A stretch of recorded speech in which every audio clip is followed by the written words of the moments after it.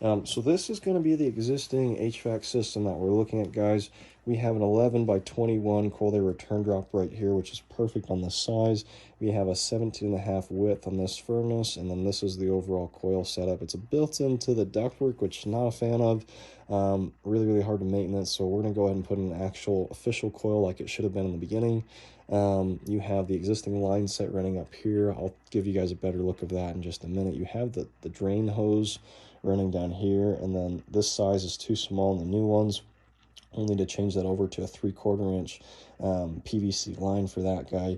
All the water you're actually seeing down here is just because the hose has been disattached for who knows how long years, and that's where all that water is coming from. No safety issues or anything with the system based on my brief inspection that I performed today.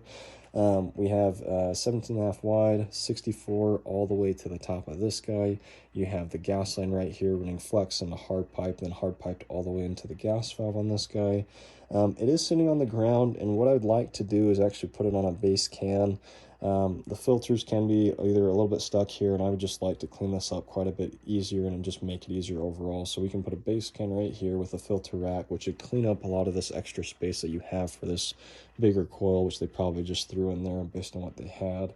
We're going to be doing a 16 by 25 by 1 filter rack and access panel right here.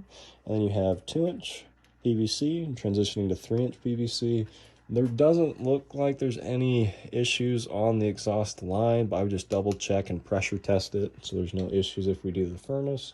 And then I do want to show you guys this area. So this is the line set coming directly out, just outside right there where the AC unit's actually at. And we kind of want to push it over here so it's going out the garage. Are you okay with, we'll probably need to cut a little bit of that drywall to actually get access? Fine. Okay, so we'll need to cut some of that drywall to get access. We don't do drywall, by the way. Okay, just making sure you know, we're really bad at that.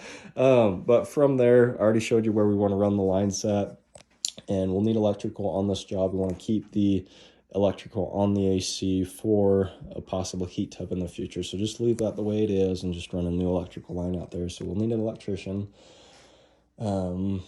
And I think that's basically everything, guys. There is not a vent down here. This is probably maybe 120, 150 square foot room.